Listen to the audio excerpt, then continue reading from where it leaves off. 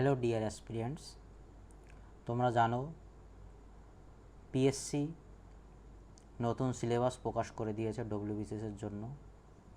তো তোমাদের আর দেরি না করে নতুন সিলেবাস অনুযায়ী যারা 2025-এর জন্য প্রিপারেশান নিতে চাইছো তাদের অলরেডি পড়াশোনা শুরু করে দেওয়া উচিত। তোমরা ক্যাপশন দেখে বুঝতেই পারছো যে আজকের টপিকটা কি, গভর্নেন্স নিয়ে ফর ডব্লিউবিসিএস 2025। তো আজকে যে চ্যাপ্টারটা আমরা পড়াবো সেটা হলো গভর্নেন্স। আজকের লেকচারে তোমরা জানতে পারবে বেসিক আইডিয়া এবং ব্যাকগ্রাউন্ড অফ গভর্নেন্স। তো তার আগে চলো আমরা দেখে নিই যে গভর্নেন্স আমাদের সিলেবাসের কোথায় কোথায় রয়েছে। দেখো, GS4 জেনারেল স্টাডিজ 4-এর গ্রুপ বি পয়েন্ট নাম্বার 9-এ রয়েছে কি, ই গভর্নেন্স। আবার দেখো, GS4 group A point number 1-এ রয়েছে কি, role of civil services in a democracy. এবার দেখো, GS2 গ্রুপ বিতে রয়েছে কি, পয়েন্ট নাম্বার 13-এ government policies and interventions for development in various sectors and issues arising out of their design and implementation. GS2 আর কোথায় রয়েছে দেখো, গ্রুপ এ পয়েন্ট নাম্বার 8, এখানে কি রয়েছে, statutory, regulatory and various quasi judicial bodies. GS2 group এর point number 6-এ রয়েছে কি, salient features of the representations of people's act. আবার দেখো, GS3 এর গ্রুপ এ পয়েন্ট নাম্বার 5-এ কি রয়েছে, role of NGO, self help group, various groups and associations, donors, charities, institutionals and other stakeholders in development. তাহলে তোমরা দেখতে পাচ্ছ যে জেনারেল স্টাডিজ পেপার 2, 3 এবং 4 সমস্ত জায়গাটাতেই কিন্তু গভর্নেন্সের কিছু না কিছু অংশ রয়েছে। এবার আমরা দেখে নিই যে আজকে আমরা এই চ্যাপ্টারে কি পড়ব। গভর্নেন্স বেসিক্স অ্যান্ড ব্যাকগ্রাউন্ড, মানে গভর্নেন্স কী জিনিস, গভর্নেন্স কী সেই সম্পর্কে একটা ধারণা নেব আমরা কি দেখো, এই পয়েন্টগুলো আমরা কমপ্লিট করব এই চ্যাপ্টারে। প্রথমে দেখো কনসেপ্ট অফ গভর্নেন্স, তারপর কম্পোনেন্ট অফ গভর্নেন্স, তারপর relation between government and governance. Government এবং গভর্নেন্সের মধ্যে কী রিলেশন রয়েছে, elements of governance, stakeholders of governance, dimension of governance in India, governance issues in India, what is good governance,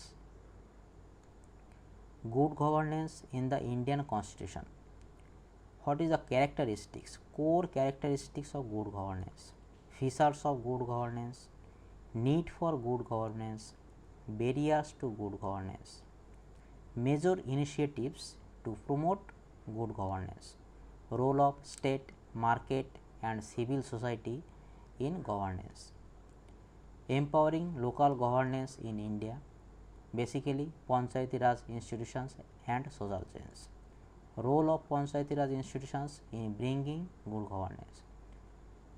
তাহলে দেখো, এই পয়েন্টগুলো আমরা কভার করব এই চ্যাপ্টার 1-এ। তাহলে চলো আমরা শুরু করি। প্রথমে দেখে নিই concept of good governance, concept of governance.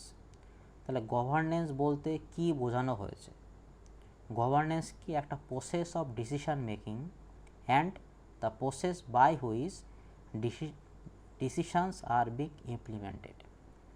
একটা ডিসিশান নেওয়া হবে কি প্রসেসের মাধ্যমে, কোনো ডিসিশান নেওয়া হলে সেটা কিভাবে ইমপ্লিমেন্ট করা হবে, এই পুরো প্রসেসটাই হচ্ছে একটা গভর্নেন্সের অংশ। পুরো প্রসেসটাকেই আমরা বলবো গভর্নেন্স। এবার দেখো বিভিন্ন অর্গানাইজেশন গভর্নেন্স সম্পর্কে বিভিন্ন রকম সংজ্ঞা দিয়েছেন। ইউনাইটেড নেশন ডেভেলপমেন্ট প্রোগ্রাম কি বলেছেন গভর্নেন্স সম্পর্কে? Governance as the exercise of economic, political and administrative authority to manage A countries affairs at all level.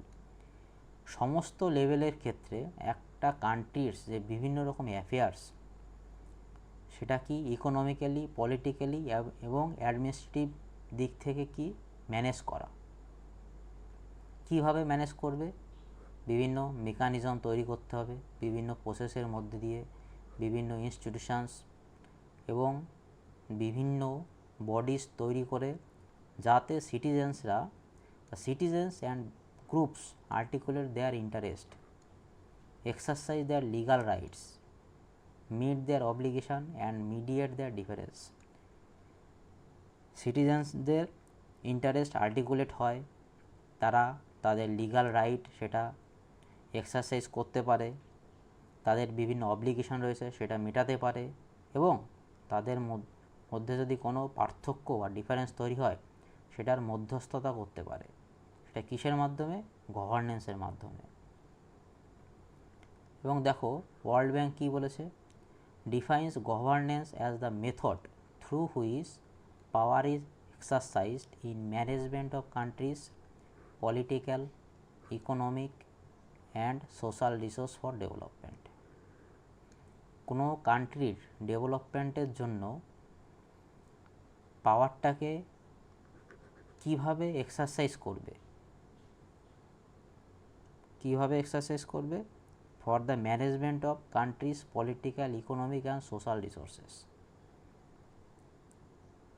তাহলে কান্ট্রির পলিটিক্যাল, ইকোনমিক এবং সোশ্যাল রিসোর্সকে ডেভেলপমেন্ট পারপাসের জন্য কিভাবে ম্যানেজ করবে, সেই পাওয়ার বা অথরিটি সেটাকেই বলা হচ্ছে কি গভর্নেন্স। তাহলে দেখো ওভারঅল আমরা কি বলতে পারি? Governance focuses on the formal and informal actors and institutions involved in decision making and implementing those decisions. এই ফর্মাল এবং ইনফর্মাল অ্যাক্টর সম্পর্কে আমরা একটু পরেই পড়ব। কেমন? তাহলে governance can be used in several context such as corporate governance হতে পারে, কোনো কর্পোরেট সেক্টর যে ভূমিকা, যে ম্যানেজমেন্ট পালন করছে, যে ডিসিশন নিচ্ছে সেটাই corporate governance. International governance, national governance, local governance. Local গভর্নেন্সের একটা সবথেকে ভালো উদাহরণ হলো আমাদের পঞ্চায়েতি রাজ ইনস্টিটিউশনস। চলো নেক্সট স্লাইড দেখে নিই। কম্পোনেন্ট অফ গভর্নেন্সের মধ্যে দেখো organisations of economic cooperation and development, OECD, lays down the key components of governance। তাহলে কী কী বলেছে দেখো? Respect for human rights and rule of law. তাহলে গভর্নেন্সের দরুন কী করতে হবে? হিউম্যান রাইটস প্রোটেক্ট করতে হবে, রুল অফ ল বজায় রাখতে হবে। Accountability of political and official element, যে সিভিল সার্ভেন্ট রয়েছে, গভর্নমেন্ট অফিসিয়াল রয়েছে, যে পলিটিক্যাল অর্গানাইজেশন রয়েছে, যে পলিটিক্যাল পার্টি গভর্নমেন্ট ফর্ম করেছে, তাদের কি অ্যাকাউন্টেবল হতে হবে। কম্পিটেন্স অফ গভর্নমেন্ট, গভর্নমেন্টের দক্ষতা থাকতে হবে। লিজিটিমেসি অফ দ্য গভর্নমেন্ট, গভর্নমেন্টের কি অ্যাকাউন্টেবিলিটির সঙ্গে সঙ্গে কি বৈধতা থাকতে হবে। গভর্নমেন্ট যদি কোনো ডিসিশন নেয় তার লিগাল ব্যাকআপ থাকতে হবে, কি বেসিসে ডিসিশন নেওয়া হলো সেটা জানাতে হবে, তার বৈধতা খতিয়ে দেখতে হবে। এবার দেখো আমরা কি পড়ব 3 নম্বর পয়েন্টে, relation between government and governance. Governance এবং গভর্নমেন্টের মধ্যে রিলেশান কী? তাহলে গভর্নমেন্ট হচ্ছে একটা body whose sole responsibility and authority is to make building decisions in a given geopolitical system by establishing laws। যে ল, আইন কানুন রয়েছে বা তৈরি করা হয়েছে কিসের জন্য? ডিসিশান নেওয়ার জন্য। তার হোল বা সোল রেসপন্সিবিলিটি কে নেবে? নেবে গভর্নমেন্ট। তাহলে গভর্নমেন্ট যে ডিসিশান নেওয়া হয়েছে সেটা কিসের জন্য নিয়েছে? গভর্নেন্সের জন্য। আর গভর্নেন্স কি? The way rules, norms and actions are structured, sustained, regulated and held accountable. আবার কি দেখো, government as a infrastructure establishes policies for equitable resource allocation while governance ensures the participation of citizens in decision making process for socio-economic development। তাহলে government কি করছে? একটা body বা infrastructure হিসাবে policy তৈরি করছে ফর ইকুইটেবল রিসোর্স অ্যালোকেশন, কিন্তু governance কি করছে? সেই ডিসিশানে পাবলিক বা সিটিজেন তাদের পার্টিসিপেশন উপর ফোকাস করছে। যে পার্টিসিপেটরি ডেমোক্রেসি, এটা কি একটা গভর্নেন্সের অংশ, যে প্রত্যেক 5 বছর পর পর ইলেকশন হবে, এখানে পাবলিক অংশগ্রহণ করবে, তাদের ভোটদানের মাধ্যমে তাদের রিপ্রেজেন্টেটিভকে ইলেক্ট করবে এবং সেই রিপ্রেজেন্টেটিভ তাদের হয়ে ডিসিশান নেবে। ঠিক আছে? এবার দেখো এলিমেন্টস অফ গভর্নেন্স। তাহলে আগেই বললাম যে exercise of power and authority. তাহলে গভর্নেন্সের থ্রুতে কি একটা বডি থাকবে যারা তাদের অথরিটি থাকবে এবং পাওয়ার থাকবে ডিসিশান মেকিংয়ের। গভর্নেন্স থ্রুতে কী হবে? Government's ability and capacity to effectively fulfil its mandate. তাহলে দেখো এর মধ্যে কী কী রয়েছে? State's ability to serve the citizen. আমরা একটা গভর্নেন্সকে গুড গভর্নেন্স বলবো যখন স্টেটের অ্যাবিলিটি থাকবে সিটিজেন্সদের বেটারমেন্টের জন্য, উইকার সেকশনদের জন্য কিছু করার। Capacity of governments to manage resources effectively and to formulate, implement and enforce sound policies and regulation. যখন গভর্নমেন্টের ক্যাপাসিটি থাকবে রিসোর্সকে সঠিকভাবে ইউটিলাইজ করা, ম্যানেজ করা, বিভিন্ন পলিসি তৈরি করা, সেগুলোকে রেগুলেট করা। The government and states' ability to serve the citizen by providing speedy justice, education, basic healthcare facility, sanitation, social and physical infrastructure, law and order maintain থাকবে। তাহলে তোমরা দেখতে পেলে যে এইগুলো হলো এলিমেন্টস অফ গভর্নেন্স। এবার দেখো স্টেক হোল্ডার্স অফ গভর্নেন্স। তাহলে গভর্নেন্সের উপর কাদের কাদের দায়িত্ব রয়েছে গভর্নেন্সের জন্য? যেমন কি স্টেট। তাহলে কে স্টেটের মধ্যে কারা পড়ছে? Legislature, judiciary, executive, elective officials, government executive, bureaucracy at various level. এবার যদি মার্কেট বলো স্টেক হোল্ডারের দিক থেকে, তাহলে এখানে কি রয়েছে? The organised and unorganised sector, বা আনঅর্গানাইজড সেক্টরগুলোকে আমরা বলতে পারি informal private sector. Civil society, civil সোসাইটির মধ্যে কি রয়েছে দেখো? নন গভর্নমেন্টাল অর্গানাইজেশন মানে NGO, voluntary organisation, media, trade union, religious groups, various special groups. সিটিজেন্সদের মধ্যে দেখো diverse groups of society including vulnerable sections. Vulnerable sections কারা? women, children, minorities, scheduled caste, scheduled tribes, other backward caste, etc. তাহলে এরা হচ্ছে stake holders of governance. এবার দেখো dimension of governance in India. Department of administrative reforms and public grievance in its reports state governance, a framework of assessments, has broken down governance into 5 dimensions. তাহলে 5টা ডাইমেনশনে ভাগ করেছে। কি কি? Political dimension, legal and judicial dimension, social dimension, economic dimension, administrative dimension. তো চলো আমরা দেখে নিই প্রত্যেকটা ডাইমেনশন ইন ডিটেলসে। প্রথমেই দেখো political dimensions of governance and it's component. তাহলে পলিটিক্যাল ডাইমেনশনের প্রথম কম্পোনেন্টটা কি? এক্সারসাইজ অফ ফ্র্যাঞ্চাইজ, যেটাকে আমরা বলতে পারি adult franchise. This is the doorway to democratic governance which establishes legitimacy and accountability of the government by enabling participation by the citizens. আমরা ভোটদান করে থাকি। ভোটদানের মাধ্যমে কি করি? আমরা আমাদের যে রিপ্রেজেন্টেটিভ রয়েছে তাদেরকে ইলেক্ট করি, তারা আমাদের হয়ে ডিসিশন নেয়। তাহলে দেখো, it provides opportunity to the people to voice their concerns and issue and hold the rulers accountable. প্রত্যেক 5 বছর পর পর এই ফ্র্যাঞ্চাইজ হয়, মানে ভোট পর্ব হয়, ইলেকশান হয়। যদি 5 বছর পর পর ইলেকশান না হতো তাহলে নতুন করে কোনো রিপ্রেজেন্টেটিভ হতো না। যে রিপ্রেজেন্টেটিভ অলরেডি ক্ষমতায় রয়েছে সে তার ইচ্ছে মতো পাওয়ার এক্সিকিউট করত। সে দেশের জন্য কাজ না করে শুধুমাত্র নিজের স্বার্থের জন্য, নিজের আত্মীয় পরিজনদের জন্য কাজ করতে পারত। তাহলে এই ফ্র্যাঞ্চাইজ এক্সারসাইজের মাধ্যমেই আমরা কি করি, যে আমাদের ইলেক্টেড রিপ্রেজেন্টেটিভ রয়েছে তারা আমাদের উপর অ্যাকাউন্টেবল থাকে।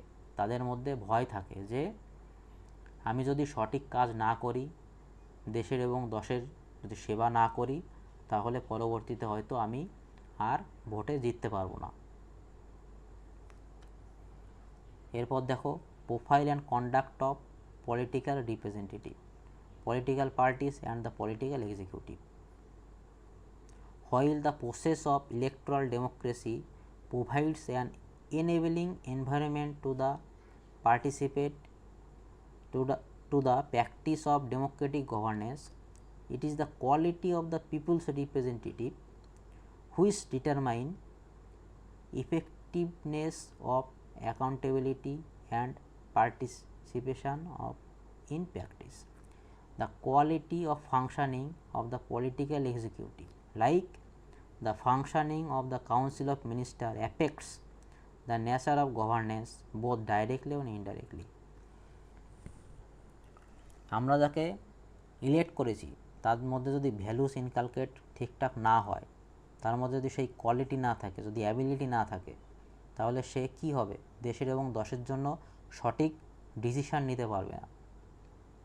তাহলে কি হবে? নেচার অফ গভর্নেন্স সেটা কি হবে? এফেক্টেড হবে। সেটা ডাইরেক্টলি হতে পারে বা ইনডাইরেক্টলি হতে পারে। এবং দেখো পলিটিক্যাল ডাইমেনশনের আরেকটা পার্ট কি? Functioning of legislature. The role of the legislature is critical to the way governance takes shapes in particular state. যারা আইন কানুন তৈরি করে তাদের উপর গুরুত্বপূর্ণ ভূমিকা রয়েছে, তাদের উপর গভর্নেন্স নির্ভর করছে। তারা যদি সঠিক পলিসি তৈরি না করে, যে পলিসি তৈরি করলো সেটা যদি সঠিকভাবে ইমপ্লিমেন্ট না হয়, তাহলে কি হবে? গভর্নেন্স বিঘ্নিত হবে। পলিটিক্যাল ডিসেন্ট্রালাইজেশন, এর থেকে বলতে কি বুঝতে পারছো? যে পঞ্চায়েতি রাজ ইনস্টিটিউশন বা মিউনিসিপ্যালিটি। যদি পলিটিক্যাল পার্টি বা গভর্নমেন্ট বা মুষ্টিমেয় কয়েকটা লোকের মধ্যেই যদি সীমাবদ্ধ থাকে পাওয়ার বা অথরিটি, তাহলে কি সার্বিক উন্নয়ন সম্ভব? দেশের গ্রাসরুট লেভেল থেকে উন্নয়ন কি সম্ভব? সম্ভব নয়। তার জন্য কি তৈরি করা হয়েছে? পঞ্চায়েতি রাজ ইনস্টিটিউশনের কনস্টিটিউশনাল ব্যাকআপ দেওয়া হয়েছে, যাতে ডিসিশন গ্রাসরুট লেভেল থেকেই আসে, বটম আপ অ্যাপ্রোচে। গ্রামের মানুষ তাদের কি ভালো মন্দ সেই অনুযায়ী ডিসিশান নেবে এবং সেই ডিসিশান অনুযায়ী সরকার বিভিন্ন পলিসি তৈরি করবে। পিপুল will participate in the decisions of a country of a state. তাহলে দেখো পার্টিসিপেটরি ডেমোক্রেসি। এবার দেখো লিগাল এবং জুডিশিয়াল ডাইমেনশন।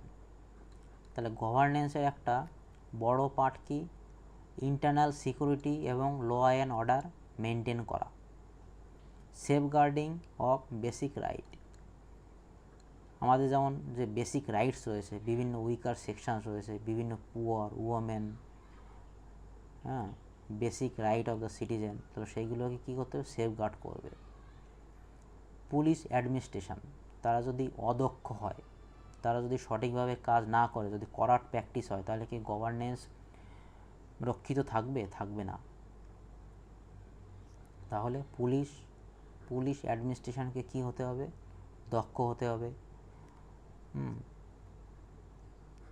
তারা ইনোসেন্ট মানুষের পাশে থাকবে এবং যারা গিল্টি করে তাদের পানিশ করবে।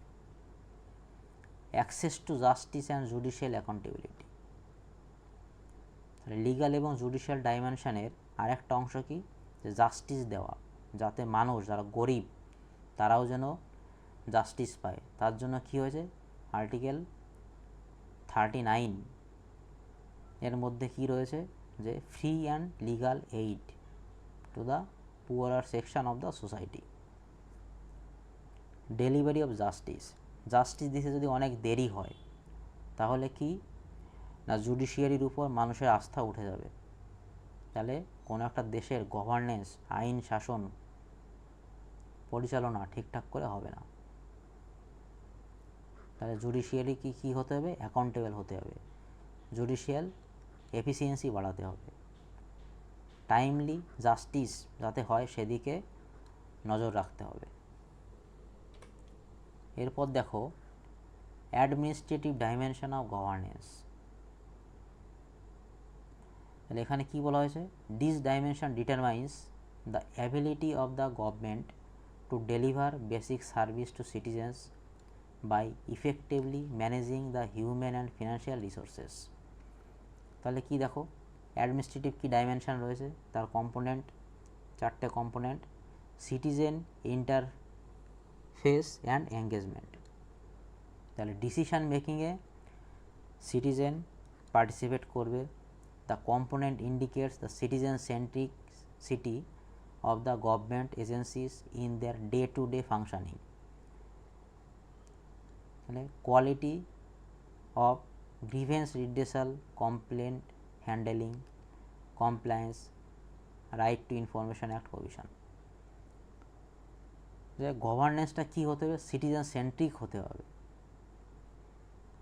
কোনো একটা পাবলিক বা কোনো একটা ব্যক্তি কোনো একটা ইস্যু নিয়ে গ্রিভেন্স বা কোনো কমপ্লেন করলো, সেটা যেন খুব কম সময়ের মধ্যে বা খুব তাড়াতাড়ি যেন সেই কমপ্লেনটাকে কি রিড্রেস করা হয়, যেন কোনো সার্ভিস খুব তাড়াতাড়ি পেয়ে যায়, অ্যাক্সেসিবিলিটি রয়েছে। মানে রেসপন্সিভ, পাবলিক অ্যাডমিনিস্ট্রেশনকে কী হতে হবে, রেসপন্সিভ হতে হবে, কুইক রেসপন্স করতে হবে। রাইট টু ইনফরমেশান, কেউ ইনফরমেশান চাইলো, দিনের পর দিন ডিলে হয়েই যাচ্ছে, তাহলে এটা হলে চলবে না। তাহলে একটা গুড অ্যাডমিনিস্ট্রেটিভ সেট আপ, সেটা আমরা কী করে বুঝবো, যাতে সেই সেট আপটা কী হয়, সিটিজেন সেন্ট্রিক হয়, কোনো সিটিজেন যাতে সহজেই অ্যাক্সেসিবিলিটি পায়, রেসপন্সিভ রেজাল্ট পায়, বা অ্যাডমিনিস্ট্রেশন যেন রেসপন্সিভ হয়, খুব তাড়াতাড়ি যেন রেসপন্স পায় কোনো সিটিজেন, তার কমপ্লেন যাতে খুব সহজেই কমপ্লেন এগেনস্টে সহজেই খুব তাড়াতাড়ি অ্যাকশান নেওয়া হয়। এবং দেখো managing human and financial and other resources. তাহলে অ্যাডমিনিস্ট্রেটিভ সেট আপ কী করবে, কোনো রিক্রুটমেন্ট প্রসেস, তারপর ট্রান্সপারেন্সি ইন ট্রান্সফার, যাকে তাকে ইচ্ছে মতো ট্রান্সফার করা যাবে না, এর মধ্যে একটা ট্রান্সপারেন্সি থাকতে হবে।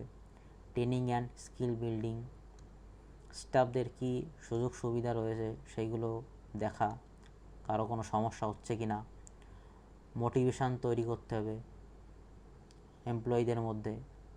পারফরমেন্স অ্যাপ্রাইজাল, বছরের শেষে পারফরমেন্স সার্টিফিকেট দিতে হবে, এবং ফিনান্সিয়াল ম্যানেজমেন্ট। ফিনান্সিয়াল ম্যানেজমেন্টের মধ্যে কি রয়েছে? The quality of financial management in terms of expenditure pattern, এবং কী করতে হবে? Liability, outstanding of loan and compliance to basic financial accountability system like audit.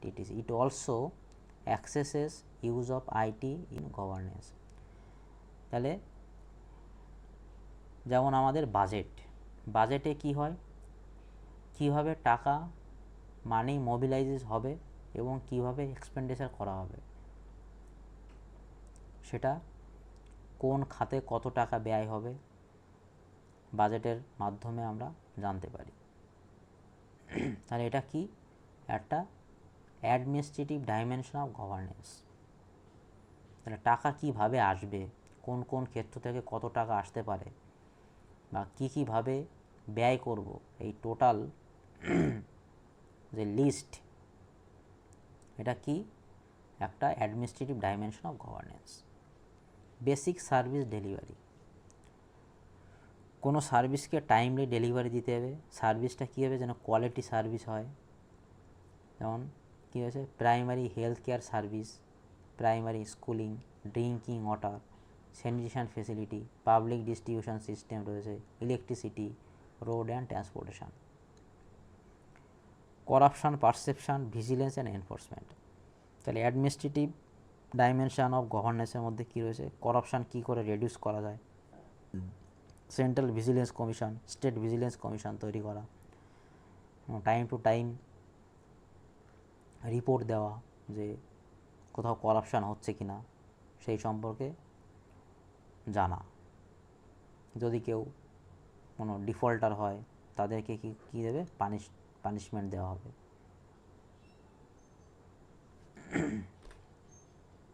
এর পরবর্তীতে দেখে নিই economic dimension of governance.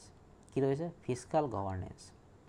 This aspect of economic governance relates to how the state has managed its finances over short to medium term in terms of revenue mobilization indicators as well as expenditure management. একটু আগেই বললাম যেটা administrative form of governance ছিল, সেখানে সেরকম এখানেই রয়েছে economic dimension of governance, মানে অর্থ কীভাবে আসবে, কীভাবে খরচ হবে, সেটাকে আমরা কী বলবো? Fiscal governance. Business environment,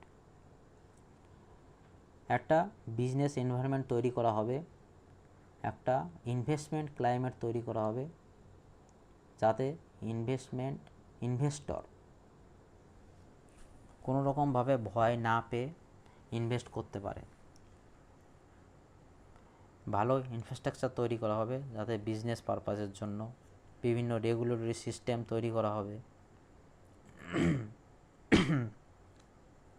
support to the primary sector. তো ইকোনমিক ডাইমেনশনের মধ্যে একটা গুরুত্বপূর্ণ ডাইমেনশন হচ্ছে কি? Support to the primary sector. যেহেতু প্রাইমারি সেক্টরটা কি? Backbone of the economy with very high dependence on it. তো প্রাইমারি সেক্টরকে প্রমোট করার জন্য বিভিন্ন রকম ভূমিকা পালন করতে হবে, যেমন কি ইনপুট সাপ্লাই, তারপর মার্কেটিং লিঙ্কেজ। প্রাইমারি সেক্টরকে কি বিভিন্নভাবে গভর্নমেন্ট বিভিন্ন স্কিমের মাধ্যমে তাদের সহায়তা করতে হবে। মিনিমাম সাপোর্ট প্রাইস রয়েছে যেমন, তারপর বিভিন্ন রকম স্কিম যার দরুন ফার্মাররা তাদের ফসল ফলাতে সাহস পায়। কোনো ন্যাচারাল ক্লাইমেটের থেকে ক্লাইমেটের দরুন যদি ফসল নষ্ট হয়ে যায় তাহলে গভর্নমেন্ট তাদের ব্যাকিং দেওয়া হয়, গভর্নমেন্টের দরুন তাদের অর্থের যোগান দেওয়া হয়, ফার্মারদের প্রমোট করা হয় বিভিন্ন ফসল ফলানোর জন্য, বিভিন্ন সাবসিডি দেওয়া হয় ফার্মারদের। এবার দেখো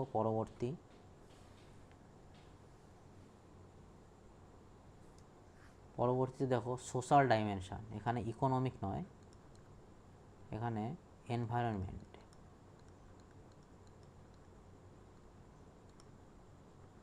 environment and social dimension of governance. তাহলে কি, প্রথমেই দেখো welfare of the poor and vulnerable. তো ভার্নারেবল সেকশন কারা হয়েছে? Women, children, SC, ST, OBC, বিভিন্ন ডিসেবল পারসন, ডিফারেন্টলি অ্যাবেলড পারসন। তাহলে এরা কি ভার্নারেবল। এদের জন্য কি করতে হবে? ওয়েলফেয়ার স্কিম তৈরি করতে হবে for the betterment of the society, for the betterment of this section.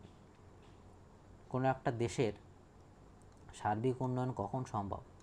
যখন যারা পিছিয়ে রয়েছে, যারা মার্জিনালাইজড, তাদেরকে নিয়ে উন্নয়ন করা। তাহলে এনভায়রনমেন্ট আর সোশ্যাল ডাইমেনশন অফ গভর্নেন্স কি? যে এই ভার্নারেবল যে সেকশন রয়েছে, সেই ভার্নারেবল সেকশনদের যাতে মেইন স্ট্রিমে নিয়ে যাওয়া যায়, তার জন্য বিভিন্ন রকম স্কিম তৈরি করতে হবে। রোল অফ সিভিল সোসাইটি এবং মিডিয়া।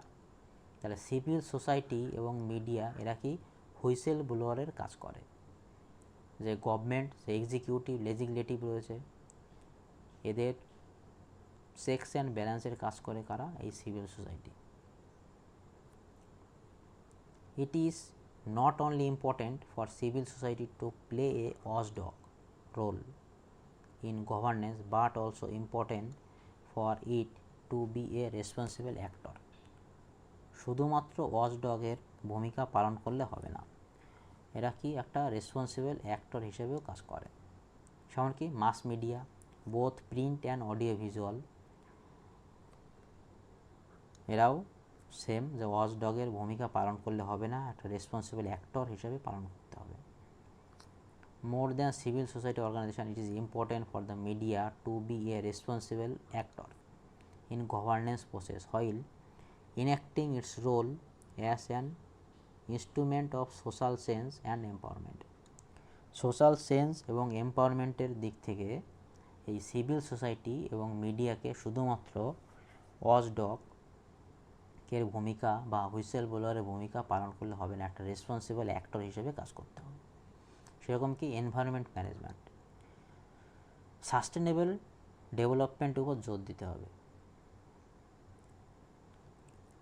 ডেভেলপমেন্ট এমন হওয়া একদমই উচিত নয় যে এনভায়রনমেন্টের বিরাট ক্ষতি হয়ে যাচ্ছে।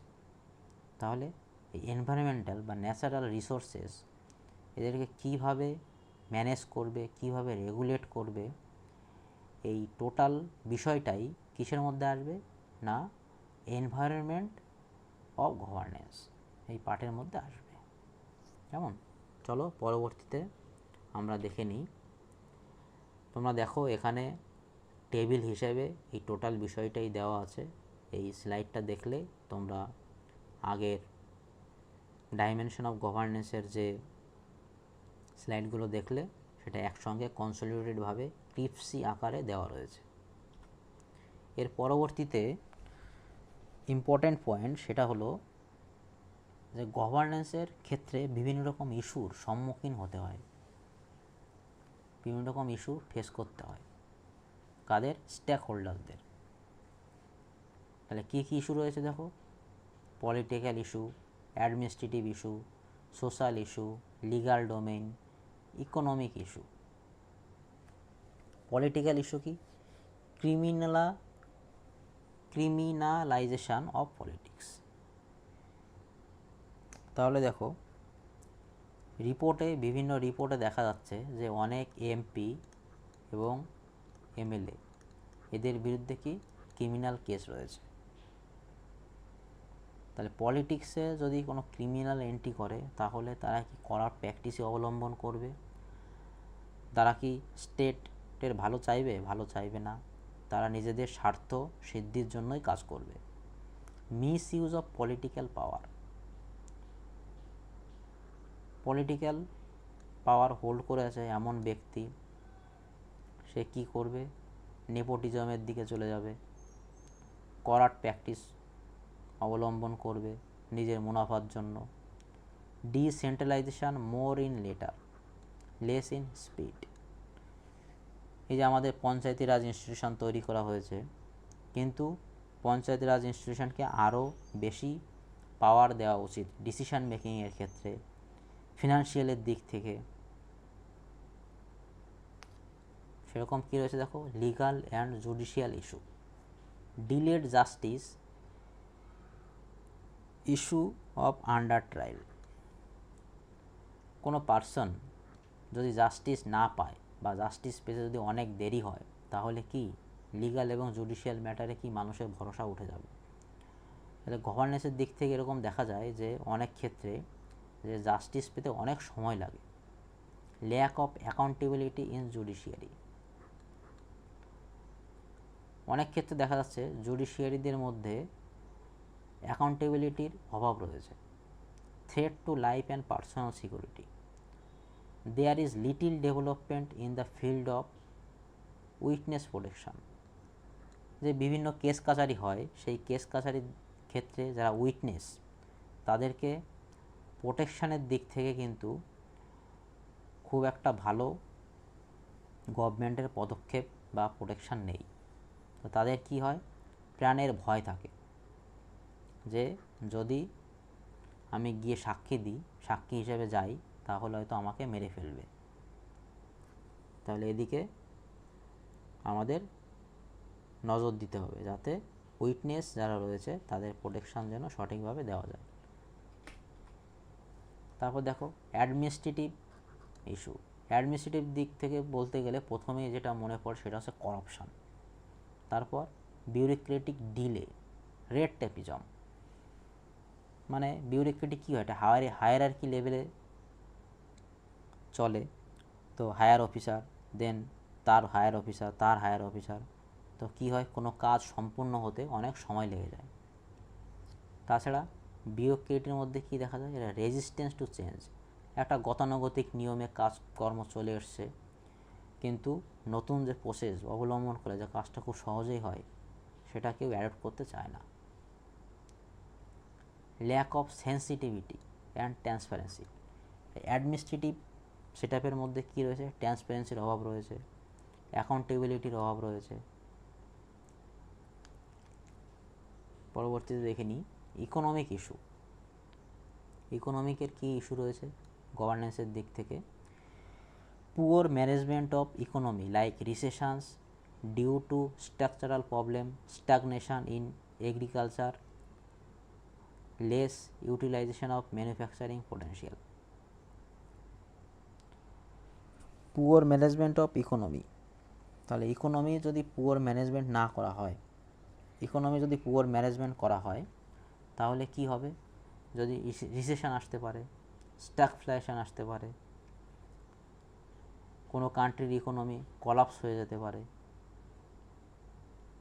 তারপর কি রয়েছে, রিজনাল ডিসপ্যারিটি, যেমন গ্রিন রেভলিউশন আমরা বলতে পারি যে নর্থ ইন্ডিয়ার ক্ষেত্রে গ্রিন রেভলিউশনের দরুন নর্দার্ন স্টেট গ্রিন রেভলিউশন দরুন কী হয়েছে, উন্নত লাভ করেছে, কিন্তু eastern state are still dependent on subsistence agriculture, কিন্তু ইস্টার্ন স্টেটগুলো কিন্তু সেরকম উন্নত লাভ করতে পারেনি। যেমন কি দেখো, western and south India is hub for manufacturing and service sector, whereas eastern and northern India is still underdeveloped. তাহলে গভর্নেন্সের দিক থেকে আমরা দেখতে পাচ্ছি যে রিজনাল ডিসপ্যারিটি রয়েছে। তারপর আরও কী রয়েছে, persisting fiscal imbalance, where fiscal slippage has become common phenomenon, government has always fail to meet the target established under FRBM. FRBM full form কি, fiscal responsibility and budget management. মানে বাজেটের ক্ষেত্রে fiscal deficit যেন একটা নির্দিষ্ট এরিয়ার মধ্যে থাকে, তার থেকে যেন বেশি না হয়। তারপর দেখো এক্সপোর্ট ইম্পোর্টের ক্ষেত্রে বিভিন্ন policy has resulted into higher current account deficit and persistence outflow of foreign exchange. তাহলে ইকোনমিক গভর্নেন্সের দিক থেকে দেখা যাচ্ছে যে বিভিন্ন ইকোনমিক ইস্যুর মধ্যে আমরা দেখতে পেলাম poor management of economy, persisting fiscal imbalance, regional disparity. এই তিনটে পয়েন্ট তোমাদের মনে রাখতে হবে। পরবর্তীতে আমরা দেখে নিই social and environmental issue. Social issue কী রয়েছে?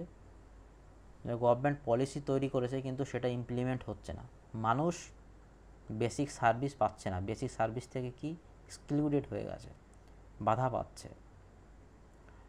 সেমন কি marginalisation and exclusion of people on account of social, religious, caste and gender affiliation. বিশেষ করে দেখা যাচ্ছে কি ট্রাইবাল পিপুল যারা, তারা risk of exclusion due to their remote habitat, remote লোকেশানে থাকে। বিভিন্ন যে পলিসি তৈরি করা হয়েছে সেইগুলো গভর্নমেন্টে দ্বারা ইমপ্লিমেন্টও করা হয়েছে, কিন্তু ট্রাইবাল পিপুল তাদের মধ্যে কোনো অ্যাওয়ারনেস নেই, তারা জানে না। তারা এমন এরিয়ায় থাকে তারা মেইন স্ট্রিমের সঙ্গে কোনো যোগাযোগ নেই। তারপর কী রয়েছে দেখো, ডিটোরিয়েশন অফ ফিজিক্যাল এনভায়রনমেন্ট, কলকারখানা তৈরি করা হচ্ছে, গভর্নমেন্টের কোনো নর্মস মানা হচ্ছে না, এনভায়রনমেন্ট ডিগ্রেড হচ্ছে। বিভিন্ন encroachment on river, wetland, urban hit island, dumping of solid waste. তাহলে এইসব দিক থেকে কি গভর্নমেন্টের পদক্ষেপ গ্রহণ করতে হবে যাতে এনভায়রনমেন্ট ডিটোরিয়েট না হয়। পরবর্তীতে চলো আমরা দেখে নিই। এবার দেখো পরবর্তী টপিক কি রয়েছে, গুড গভর্নেন্স। পরের দিন আমরা এই 8 নম্বর পয়েন্ট থেকে পরবর্তী লেকচার আমরা শুরু করব। আজকের পর্যন্ত এই পর্যন্তই। Thank you.